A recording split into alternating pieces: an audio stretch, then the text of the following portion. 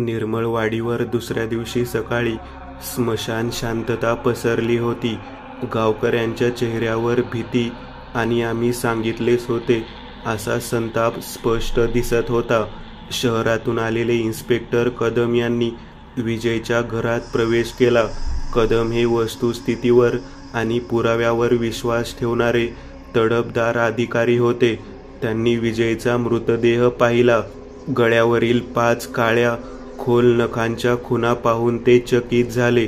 कोणत्याही शस्त्राने किंवा माणसाच्या नखांनी अशा खुणा उमटणे शक्य नव्हते. दरवाजा आतून लावलेला होता, बरोबर? कदम यांनी आजूबाजूला जमलेल्या हवालदारांना विचारले. होय साहेब, आतून कडी होती आणि खिडकी इतकी लहान आहे की एक मांजरही व्यवस्थित आत येऊ शकणार नाही, हवालदार देशमुख दबक्या आवाजात म्हणाला. कदम यांनी विजयच्या आजोबांची चौकशी केली. अमावास्येच्या रात्री वाईट शक्ती फिरतात. हा काळपुरुष आहे साहेब. त्याला फक्त माणसाची भीती हवी असते. जो त्याला घाबरत नाही त्याला तो घेऊन जातो, आजीने थरथरत्या आवाजात सांगितले. कदम यांनी डायरीमध्ये नोंद केली. गुन्हा अत्यंत क्रूर, कोणताही नैसर्गिक पुरावा नाही.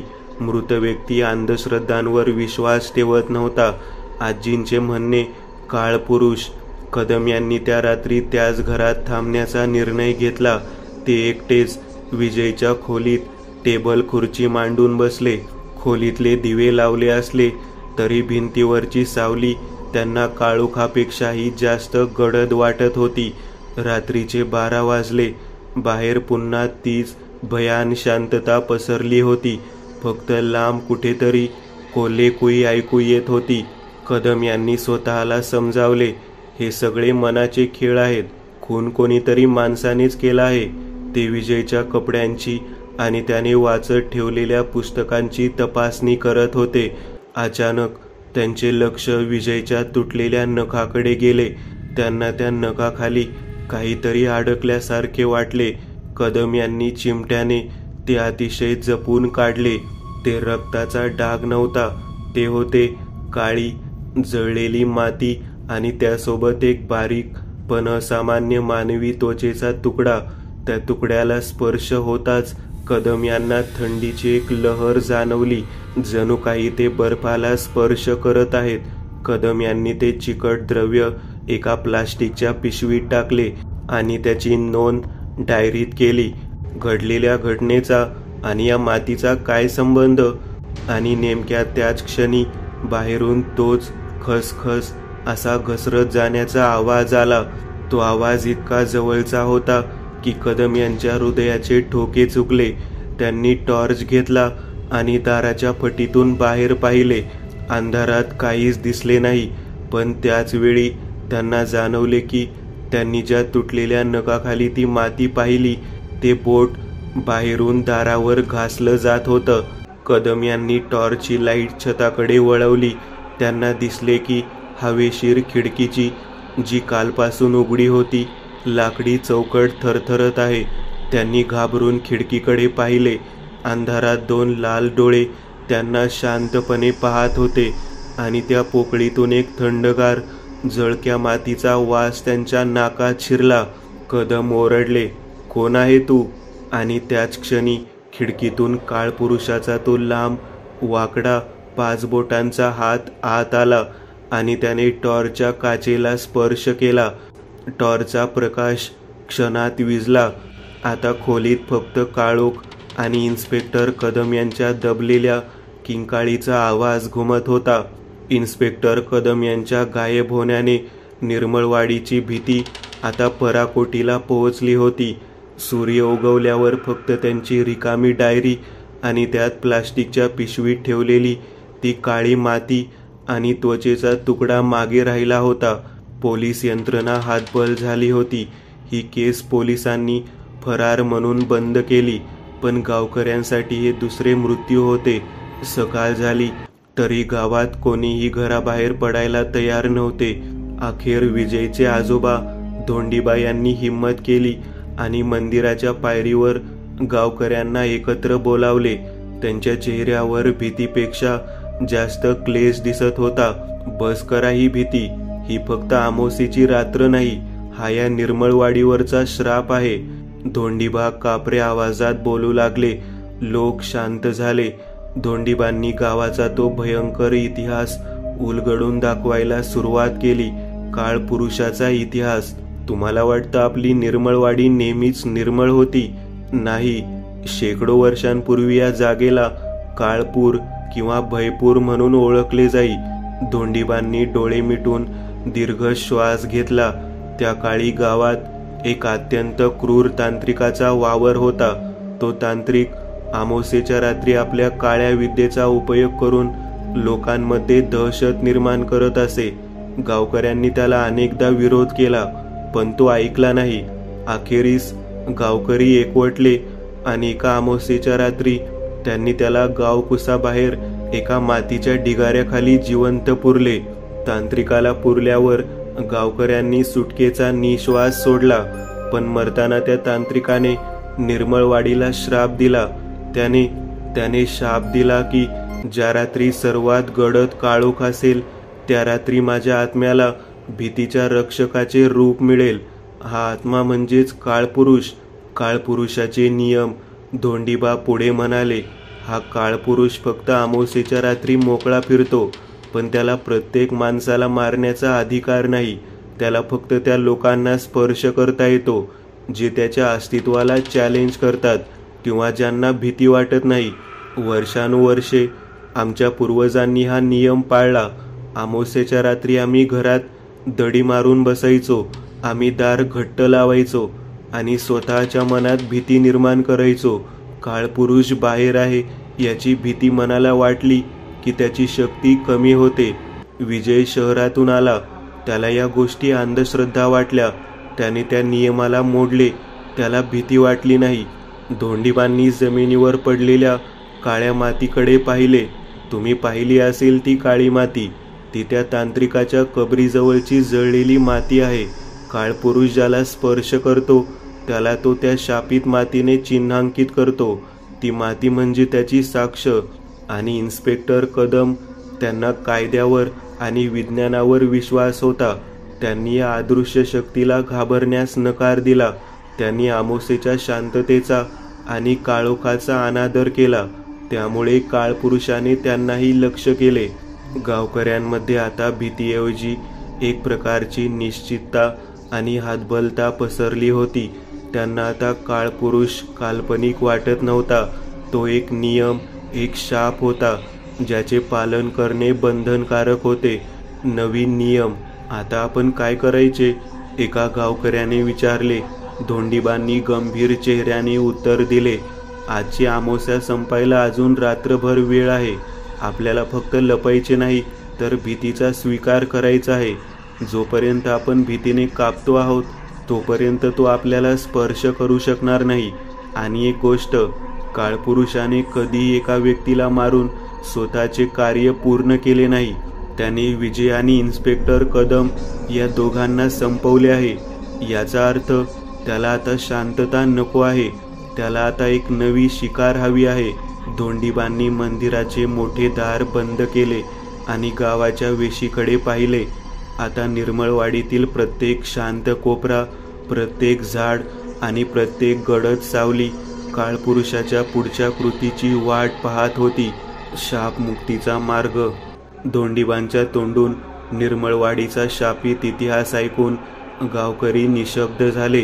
आता त्यांची भीती कमी झाली नव्हती, उलट ती अधिक केंद्रित झाली होती. काळपुरुषाच्या अस्तित्वाची निश्चिती झाल्यामुळे आता फक्त लपून बसणे हा पर्याय नव्हता. आपल्याला काहीतरी करावे लागेल. धोंडीबांनी सगळ्यांकडे पाहिले.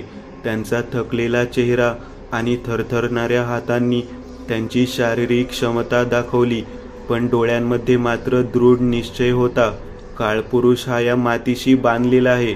त्याची शक्ती त्याच्या कबरीतून येते. जर ती कबर आणि ती शापित माती आपण नष्ट केली तर हा शाप कायमचा तुटेल. त्यांनी मध्यरात्रीच्या आधी मंदिरातून हळद आणि पवित्र तुळशीचे पाणी घेतले. गावकरी इतके घाबरले होते की कोणीही पुढे यायला तयार नव्हते. शेवटी परशा नावाचा एक तरुण, ज्याच्या डोळ्यासमोर विजयचा मृतदेह होता. तो धोंडीबांसोबत जाण्यास तयार झाला. गडद मध्यरात्रीचा प्रवास. रात्रीचे 2 वाजले होते. ही ती वेळ होती जेव्हा काळोख सर्वत्र गडद असतो. धोंडीबा आणि परशा गावाच्या वेशीबाहेरच्या जुनाट वाळलेल्या विहिरीकडे निघाले. याच विहिरीमागे त्या तांत्रिकाला पुरण्यात आले होते. वाटेत कोणताच आवाज नव्हता. वातावरणात इतकी थंडी होती जणू काही हवा गोठली आहे. परशा भीतीने कापत होता, पण धोंडीबांच्या मागे चालत राहिला. ते विहिरीपाशी पोहोचले. तिथे एक मोठा मातीचा ढिगारा होता, जो इतर मातीपेक्षा जास्त काळा आणि जळल्यासारखा दिसत होता. धोंडीबांनी जमिनीवर हळद शिंपडली आणि परशाला खायला सांगितले. परशाने फावड्याने पहिली माती काढली आणि त्याच क्षणी हवा अचानक थंड झाली. तोच घसरत जाण्याचा आवाज त्यांच्या दिशेने येत होता. तो आवाज आता ढिगाऱ्याच्या अगदी जवळ होता. धोंडीबांनी परशाला डोळ्यांनी इशारा केला, थांबू नकोस, खणत राहा. काळपुरुष आता त्यांच्या समोर उभा होता. तो फक्त एक गडद मानवी आकाराचा सांगाडा होता, ज्याच्या डोळ्यांच्या जागी लाल निखारे चमकत होते. त्याच्या शरीरातून जळक्या मातीची आणि सडलेल्या गवताची दुर्गंधी येत होती. काळपुरुषाने आपला लांब वाकडा हात ढिगाऱ्याकडे वळवला, जणू तो सांगत होता, या जागेला स्पर्श करू नका. परशा हादरला. त्याला विजय आणि इन्स्पेक्टर कदम यांच्या चेहऱ्यावरील भीती आठवली. त्याचा हात फावड्यावरून सुटणारच होता, पण धोंडीबांनी त्याला आवाज दिला, काळपुरुषाला घाबरू नकोस. त्याच्या कामाला घाबर. तो फक्त भीतीने चालतो. तुझा उद्देश पूर्ण कर. परशाने डोळे मिटून घेतले आणि पूर्ण ताकदीने फावडे जमिनीत खुपसले. शापाचा शेवट. फावडा आत जाताच टन असा आवाज आला. त्यांनी आणखी माती काढली तेव्हा त्यांना ढिगाऱ्याखाली एक लोखंडी पेटी सापडली. ती पेटी म्हणजे त्या तांत्रिकाचे शेवटचे चिन्ह होते. काळपुरुषाची शक्ती या पेटीतच होती. काळपुरुष आता चिडला. त्याने एक असा आवाज केला जो मानवी आवाजापेक्षा जास्त वारे आणि वाळलेल्या पानांच्या सळसळण्यासारखा होता. त्याचे 5 बोटांचे हात परशाच्या दिशेने वेगाने पुढे सरसावले. पण धोंडीबा तयार होते. त्यांनी त्वरित तुळशीचे पाणी आणि हळद पेटीवर ओतली. पवित्र पाणी आणि हळद जळक्या मातीला लागताच त्या पेटीतून एक भयंकर कांठाळ्या बसवणारी किंकाळी बाहेर पडली. ती किंकाळी तांत्रिकाच्या आत्म्याची होती. काळपुरुषाचे शरीर एका क्षणात वाफेच्या ढगासारखे विरघळून गेले. त्याचे लाल डोळे विझले आणि काळोखाच्या साम्राज्यात शापमुक्तीचा एक तेजस्वी प्रकाश चमकला. सर्वत्र शांतता पसरली. परशाने डोळे उघडले. काळपुरुष नव्हता. तो ढिगारा आता फक्त सामान्य थंड मातीचा ढिगारा होता. सकाळ झाल्यावर गावकऱ्यांनी पाहिलं की जुनाट विहिरीमागील ढिगारा उकरलेला होता आणि तो काळोख दूर झाला होता. धोंडीबा आणि परशा जिवंत परत आले होते. त्या दिवसापासून निर्मळवाडीवर अमावास्येची रात्र येत राहिली, पण ती आता भयान काळपुरुषाची रात्र राहिली नव्हती. ती फक्त एक शांत ताऱ्यांशिवायची सामान्य अमावास्या रात्र होती. निर्मळवाडीच्या लोकांनी आता फक्त एकच नियम पाळायला सुरुवात केली, भीतीवर मात करा आणि तुमचा उद्देश कधी सोडू नका. पुढचा अनुभव रक्तपिशाच्य. अंधाऱ्या रात्रीचं गडद सावट पसरलेलं होतं. आकाशात चंद्र नव्हता, फक्त काळी ढगं आणि वाऱ्याचा गुरगुराट. घाटातल्या देवळेवाडी या गावाजवळच्या जंगलातून कोणी जात नसे, कारण तिथं राहतो असं म्हणायचं होतं रक्तपिशाच्य. गावातल्या म्हाताऱ्यांकडून लोकांनी ऐकलं होतं की जो रक्तपिशाच्याच्या हद्दीत पाय ठेवतो त्याचं शरीर दुसऱ्या दिवशी सापडतं, पण रक्ताचा एक थेंबही नसतो. एका रात्री गावातला तरुण भास्कर मित्रांच्या आव्हानावर त्या जंगलात गेला. हातात टॉर्च, खांद्यावर पिशवी आणि मनात गर्व. पिशाच्य काही नसतं, हे सगळं गावकऱ्यांचे बनवलेले किस्से आहेत असं तो हसत म्हणाला. पण जंगलाच्या आत शिरल्यावर सगळं शांत झालं. झाडांची सावली हालू लागली आणि थंड वाऱ्याबरोबर कुजबूज ऐकू आली. रक्त, मला रक्त हवंय. भास्कर थांबला. टॉर्च बंद झाला. अंधारात काहीतरी हालचाल जाणवली. त्याने पिशवीतून माचीस काढली आणि पेटवली आणि त्याच क्षणी त्याच्या समोर एक लालसर चेहरा दिसला. डोळे लाल, दात धारदार आणि ओठांवर ताज्या रक्तांचे थेंब. तो रक्तपिशाची होता. भास्कर ओरडायचा प्रयत्न करू लागला, पण आवाज बाहेर पडला नाही. पिशाच्याने त्याच्या गळ्यावर थंड हात ठेवला आणि हसत म्हणाला, आता तुझं रक्त माझं आहे. दुसऱ्या दिवशी सकाळी जंगलाच्या काठावर भास्करचं शरीर सापडलं. चेहरा फिकट, डोळे उघडे आणि शरीरात रक्ताचा एक थेंबही नव्हता. तेव्हापासून गावकरी पुन्हा त्या जंगलाकडे गेले नाहीत. पण काही रात्री अजूनही वाऱ्याबरोबर कुजबूज ऐकू येते. मला अजून रक्त हवंय. रक्तपिशाच्याच्या जंगलातला तो भयावह प्रसंग घडून 3 दिवस झाले होते. गावात वातावरण अजूनही भयानक शांत होते. प्रत्येक घरात लोक दार बंद करून बसले होते. भास्करच्या अंत्यसंस्कारानंतर त्याची आई रोज त्याचं नाव घेऊन रडत बसायची. पण 4थ्या रात्री एक विचित्र गोष्ट झाली. गावच्या देवळामागे कोणीतरी चालताना दिसलं. त्याचं शरीर मातीने भरलेलं आणि कपडे फाटलेले आणि डोळे लाल. तो भास्कर होता, पण आता तो जिवंत नव्हता. त्याचा आत्मा परत आला होता सुडासाठी. भास्कर रात्री गावाबाहेरच्या झोपडीत राहू लागला. सकाळी कोणी त्याला पाहू शकत नव्हतं, पण रात्री तो पिशाच्याच्या जंगलात फिरताना दिसायचा. कोणी विचारलं की काय करतोस तू तिथं, तर तो फक्त म्हणायचा, ज्याने माझं रक्त घेतलं त्याचं मी घेणार आहे. त्या रात्री पावसाचं वादळ आलं. भास्करने हातात एका लाकडी भाल्याचा तुकडा घेतला आणि जंगलात प्रवेश केला. त्याच्या मागे वीज चमकली आणि त्या प्रकाशात रक्तपिशाच झाडावर बसलेला दिसला. परत आलास? पिशाच गुरगुरला. भास्कर हसला. आता मी माणूस नाही, मी तुझ्यासारखाच झालोय, पण माझ्यात अजून आत्मा आहे. दोघांचा संघर्ष सुरू झाला. झाडं मोडली, जमिनीत खड्डे पडले आणि विजांचा कडकडाट झाला. शेवटी भास्करने पिशाच्याच्या छातीत भाल्याचा टोक घुसवला आणि तो रक्ताचा धूर बनून नाहीसा झाला. भास्कर थकला, पण ज्या क्षणी ते आकाशाकडे पाहिलं तेव्हा त्याच्या हातांवर लाल ठसे दिसले. रक्तपिशाच मेला होता, पण त्याचा शाप भास्करात उतरलं होतं. आता तो स्वतः नवा रक्तपिशाच झाला होता. गावात पुन्हा शांतता आली, पण काही रात्री अजूनही एक सावली गावाच्या रस्त्यांवर फिरते. लाल डोळे, फिकट चेहरा आणि कुजबुजणारा आवाज, मला अजून रक्त हवंय. गावात काही दिवस शांतता होती, पण लवकरच विचित्र गोष्टी घडायला लागल्या. रात्री लोकांच्या अंगावर काहीतरी जड बसायचं, श्वास घ्यायला त्रास व्हायचा आणि सकाळी उठल्यावर त्यांचा रंग फिकट, जणू रक्तच नाही. सगळ्यांना उमगलं, भास्कर परतला आहे. गावचा सरपंच घाबरला आणि त्याने दूरच्या भैरव मठातून एक तांत्रिक बोलावला. आघोरनाथ नावाचा. काळे कपडे, कपाळावर राख आणि डोळ्यात अग्नी. तो म्हणाला, हा रक्तपिशाच माणूस नाही, सूड आहे. त्याला मारायचं नाही, त्याचा आत्मा मुक्त करायचा. त्या रात्री तांत्रिकाने गावकऱ्यांना मंदिरात जमवलं. सर्वांनी हातात पवित्र दीप घेतले. वाऱ्याने लवकरच सर्व दिवे विझवले आणि हवेचा गारवा रक्तात उतरला. अचानक मंदिराचे दार आपोआप उघडले. भास्कर आत आला.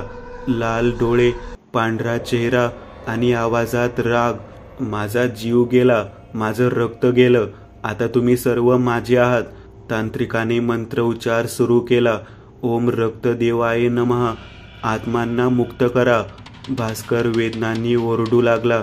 त्याच्या भोवती आग आणि राग फिरू लागली. गावकऱ्यांनी जय भैरव अशी घोषणा केली. भास्करचा चेहरा हळूहळू बदलू लागला. त्याचे डोळे मृदू झाले. तो खाली वाकून म्हणाला, आई, मला माफ कर. आणि एका क्षणात तो राखेत विलीन झाला. रक्तपिशाच्याचा शाप संपला. जंगलात पुन्हा पक्ष्यांचा आवाज ऐकू यायला लागला. गाव शांत झालं. पण शेवटच्या दृश्यात तांत्रिक मंदिराबाहेर निघाला तेव्हा त्याच्या हातावर एक लालसर ठिपका दिसला. त्याने हसून पाहिलं आणि कुजबुजला. शाप पूर्णपणे कधीच संपत नाही. 100 वर्ष झाली होती. देवळेवाडी आता गाव नव्हतं, एक आधुनिक शहर बनलं होतं. जुनं मंदिर तुटून त्यावर नवीन इमारत उभी राहिली होती आणि कोणीच त्या काळ्या रात्रीच्या गोष्टी लक्षात ठेवत नव्हतं. पण काही गोष्टी मरत नाहीत, त्या झोपतात, योग्य वेळेची वाट पाहतात. एका रात्री नवीन इमारतींच्या बेसमेंटमध्ये काम करणाऱ्या मजुराने भिंतीतून एक जुनी मातीची तांब्याची मूठ काढली. त्याने ती उघडली. आत राख आणि एका लालसर हाडाचा तुकडा होता. त्याने हसत बाजूला फेकला, पण त्या क्षणी त्याच्या हातावर जळजळ झाली. त्या राखेतून एक काळा धूर उठला. मला अजून रक्त हवंय. आवाज पुन्हा जागा झाला. 100 वर्षानंतर दुसऱ्या दिवशी त्या कामगाराचं शरीर बेसमेंटमध्ये सापडलं. चेहरा फिकट, शरीर कोरडं आणि भिंतीवर रक्ताने लिहिलं होतं, भास्कर परतला आहे. शहरात विचित्र घटना घडायला लागल्या. रात्री लोक गायब होऊ लागले. रस्त्यावर कुत्री ओरडत होती आणि चंद्र लालसर दिसत होता. पोलिसांनी शोध घेऊन जुन्या नोंदी काढल्या आणि त्यांना रक्तपिशाच नावाची जुनी दंतकथा सापडली. त्याचवेळी एका पुरातत्व संशोधक आर्या देशमुख या प्रकरणात रस घेतली. तिने जुन्या देवळेवाडीच्या अवशेषांमध्ये जाऊन तांत्रिक अघोरनाथाची वही शोधली. वहीत शेवटची ओळ होती, शाप माझ्यात उतरला आहे, तो पुन्हा जन्म घेईल. आर्याला उमगलं की तो शाप संपला नव्हता. त्या रात्री तिने शहराबाहेरच्या जुन्या जंगलात पूजा केली. पण हवेचं तापमान अचानक खाली गेलं. झाडं थरथरू लागली. तिच्या मागे लाल डोळे उघडले आणि एक आवाज आला, माझं रक्त तूच पूर्ण करशील. भास्करचा आत्मा पुन्हा प्रकट झाला होता, आता आधीपेक्षा अधिक शक्तिशाली. आर्याने मंत्रोच्चार सुरू केला, पण पिशाच तिच्याकडे झेपावला. क्षणात संपूर्ण आकाश लाल झालं. वीज कडकडली. आर्याने आपल्या रक्ताचा थेंब तांत्रिकाच्या वहीवर टाकला आणि जमीन फाटली. त्या फटीतून तेजस्वी प्रकाश बाहेर आला आणि पिशाच किंचाळत नाहीसा झाला. सकाळी सर्व काही शांत झालं. आर्या देवळेवाडीच्या मंदिरात गेली. तिने वही बंद केली आणि मंदिराच्या समोर ठेवली. ती निघाली, पण तिच्या हातावर छोटा लाल ठिपका चमकत होता. ती थोडं हसली आणि म्हणाली, कदाचित काही कथा कधीच संपत नाहीत.